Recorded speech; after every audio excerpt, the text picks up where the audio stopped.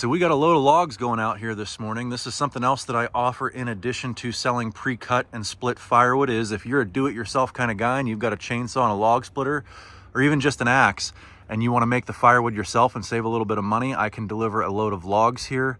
I know when I used to work in the city of Pittsburgh as an accountant, when I got home from work, this is what I enjoyed doing. I wanted camp firewood, but I didn't want to buy the wood pre-split.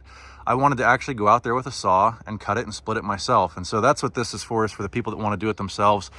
I used to deliver loads of logs like this with my old F250, and that was a little sketchy. I mean, the trailer has brakes, the truck had brakes. I could get the load stopped. Granted, not nearly as quick as probably what it should have been, but it felt okay. Where it really struggled was with that 5-liter V8 gas engine.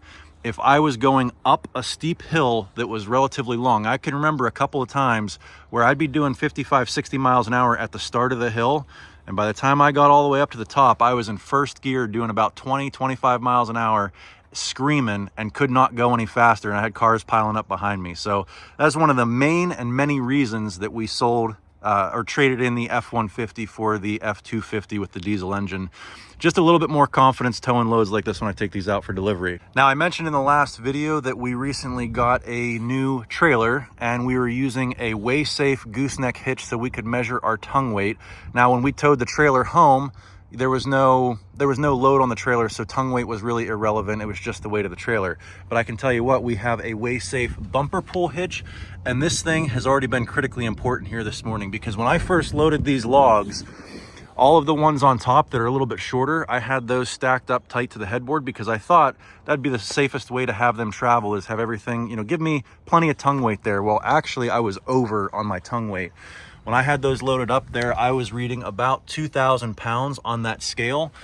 And now the hitch itself is rated for 2,200 pounds, but the framework of the truck, you can see right there, it says do not exceed 1,820 pounds. So at 2,000, we were over. So easy enough. With that information, I now know that I could take all these logs that I had stacked up against the headboard there, move them over top of the axle, and now we are reading right about 1,550 pounds of tongue weight. So just as simple as having that gauge there took us from being overweight to underweight and much safer.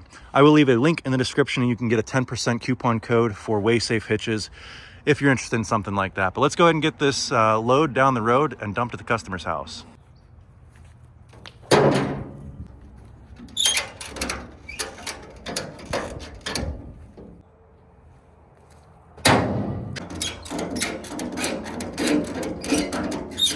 So today's video is sponsored by Incogni. If you've never heard of Incogni before, they are a data privacy tool. Now, I first realized that I had a data privacy issue when I invited another YouTuber over here who I had never met before to do a collaboration. You might remember Elliot from Everything Elliot when he stopped down here and we made the grizzly bars for the Easton Made 37D. Well, we had been planning this trip for a couple of weeks, and I remembered the morning that he was supposed to get over here that I never texted him my address. So I gave him a call and I said, hey, Elliot, do you need my address, to plug into your GPS to get here? And he said, no, it's all right. I went onto Google and typed in Hometown Acres and your address popped up. And that was kind of eye-opening for me. As a decent sized YouTube channel with 175,000 subscribers, you can see how that might be concerning. Now, you may not have 175,000 subscribers and have to worry about people stopping by your house unexpectedly, but I can guarantee you we all share one problem, and that is spam. Emails, text messages, robocalls, all of that stuff has just gotten completely out of hand. I know I have had to abandon old email addresses because I was getting over 200 emails a day and it was too hard to sort through the good emails versus the spam emails. And so I just started a whole new email address and abandoned the old one and started over. And now it's gotten so bad that I don't even answer my phone unless I have that person saved as a contact in my phone. So I've probably missed a ton of important phone calls because I am screening them unless we've already had a previous relationship. If you ever wonder how spammers get your information, they probably bought it. There's an entire market out there towards buying and selling people's information. They know things like your name, where you live, your age, your phone number, your email address, your web browser history. All of this information has been collected and sold on these massive lists. The good news is there's something you can do about it. We are entitled to legally request that our information be removed from these lists. The bad news is it is extremely time consuming and difficult to do because there's hundreds of these data brokers out there.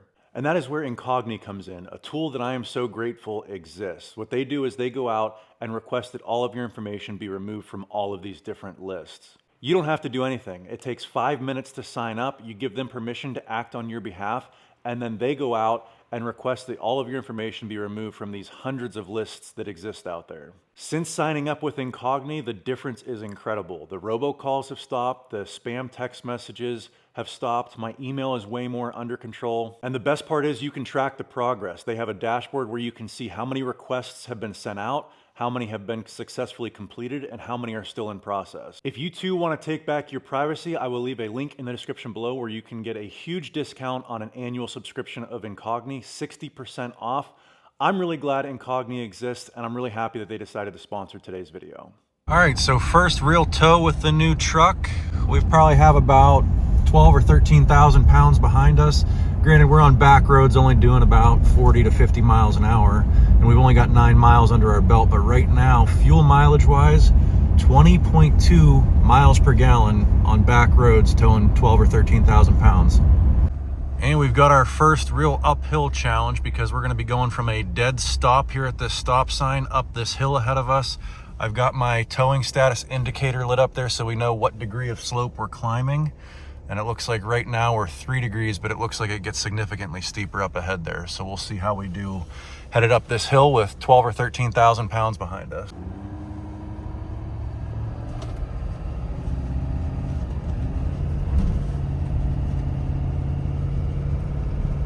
Okay, 4 degrees. And I'm not even touching the throttle at all. 5 degrees. 6 degrees, still accelerating. I'm probably a quarter throttle right now because I don't need to accelerate any faster than I am. 6 degree hill.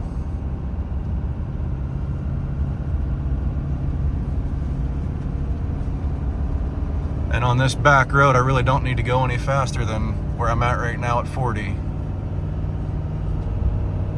Definitely provides a lot more confidence driving than with the old F-150.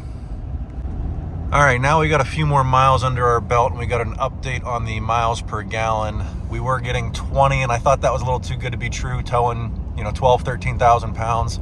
Now that we've got 18 miles under our belt, we've shifted down to about 14.6 miles per gallon, which is more in line with where I expected to be, anywhere between 13 and 15 when you're towing heavy.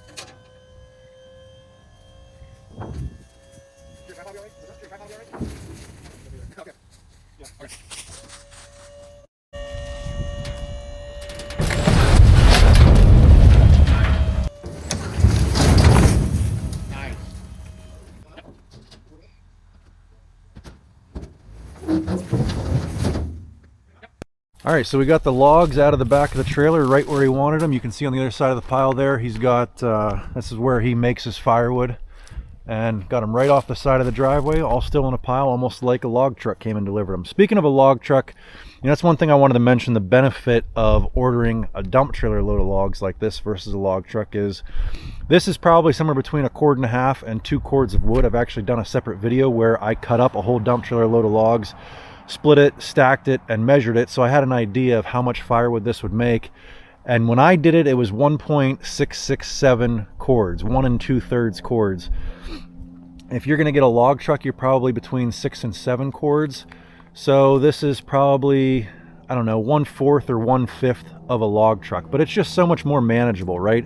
If this guy had a log truck delivered, he'd have 7 cords of wood stacked up here, log form, and it would take him a year to get through it, whereas this just is a lot more manageable. He could probably come out here in a weekend and cut and get all this stuff split up and stacked and ready to go for next winter.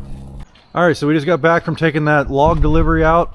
We got Wayne over here. He's going to be running the Easton-made Evo today. We've already had one training day with him on this. I think he ran maybe 2 log decks through it, and yeah, roughly picking up on it pretty quick. Yep. It's fun to run. Yeah, Cool it's kind of a challenge. You want to get good at it. I remember it's very similar to the first time I run the mini excavator. You want to get better at it. Yeah. After you told me to watch the raise or lower the wedge on the front, try to get it to line up. What size logs you're using? I mean, I have to do a little more of that. And pay a little better attention to that. But yeah, it's great. Yeah, I think I'm catching on to it. I think you are too. I mean, again, you only run 2 logs. I have a bit of an advantage when it came to the learning curve on this machine because I had run a firewood processor before. So I kind of knew the movements, the infeed, the saw, the split, the conveyor, all of that stuff. Right. So for me, it was just learning new levers, but for you've never run a processor at all, so it's a lot to take in. There's a lot going on. And I'm just going slow at it. Like I notice you'll have a log feeding forward as you're splitting. I'm not quite there yet, so I don't want to screw anything up, so I'm taking my time. So. And that's completely fine. There's no rush here. Yeah. But we are transitioning from all of our stacked baskets, which is why I'm training Wayne on running the processor, because I don't need somebody stacking wood anymore. We've just got the wood coming in off the end of the conveyors. We've got 40 baskets stacked. I don't know as though I'll need any more than that for this fall. We'll see. Maybe I'll run out again. And then we're taking all of our non-stacked or loose thrown baskets down here in the wood yard to dry. And I think we've got probably 12 baskets out here that are just the loose thrown in. These will be for bulk deliveries. I'll just dump these in the dump trailer and take these out in 1-cord deliveries. So my plan is to have this whole wood yard down here full of loose thrown baskets for bulk deliveries. But with all that said, I think we're going to go ahead and fire up the machine and get some more wood made today.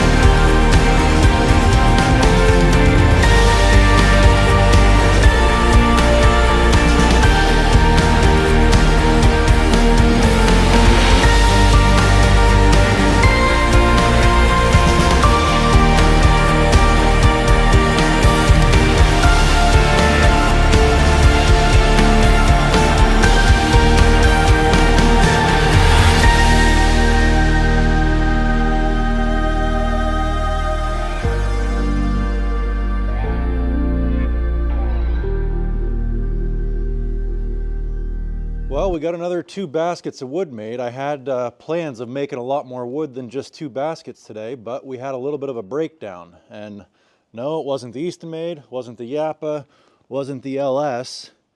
It was the Baumolite mini skid. I was using it first thing this morning to move some totes around to get some empty baskets inside the building there. And then I parked it and then I went to go load the live deck so Wayne could keep running the processor. And then when these baskets were full, I came over here to start it up again to take the full ones out, and the machine turns on, the loader works, but I have no power to my tracks. And I don't know what's going on. You can see we've kind of taken all the panels off here and tried to diagnose to see what the problem is. We checked all the fuses, we checked all of the, it's gotta be something stupid, right? Like, so when you turn this key on, they have a man on board switch, which is right here. And when you step on this, you'll see a little light come on. Where is it? Oh, right there it is. There's the light. So when you step on the platform here, that light comes on. So you know that that circuit is working. There's also a parking brake on here, which we have checked as well. There's actually a similar light, let's see, right there, that when the parking brake is on, that light goes out, meaning that there's no electrical connection. And then when you turn the parking brake off, that light comes on, but you also have to be on board for that one, so I can't show you that one. But yeah, we've kind of gone through this machine, looked at all of the electrical stuff that could possibly be an issue. So we're not really sure what we're gonna do right now. Let me just show you real quick. So when I fire this up, so loader works, up, down, curl back, dump, but we've got no power here. And again, the parking brake, that's on, that's off, nothing, and I am on the platform. So yeah, the Baumolite mini skid has about 16 hours on it right now. It's gotta be something stupid. It's too new for there to be any serious problems. It's gotta be electrical, some kind of safety switch, maybe a solenoid. It's got to be something simple that we just haven't found yet. I do have a call into Baumolite to see what kind of suggestions they offer. The one nice thing about Baumolite is they do have a full video library of any service or troubleshooting. So I've already gone through probably 2 or 3 different videos where they actually talk about this specific problem, you know, some things to check. We've gone through and checked all of those things that were in the videos and it didn't solve the problem. So we've got a call into technical support with Baumolite. But yeah, we'll keep you updated. Hopefully we can get this thing back up and running here. If any of you guys have ever run into a problem like this with a tracked machine that you had no power to the drive motors, let me know in the comments what you did to fix it. It just feels like I'm trying to run the machine not standing on the platform. Like it's just not getting any signal to the drive motors because there's nothing happening at all when I move that joystick back and forth. Anyway, I hope you guys enjoyed this one. If you did, give me a big thumbs up, click that subscribe button, and we'll catch you on the next one. Thanks for watching.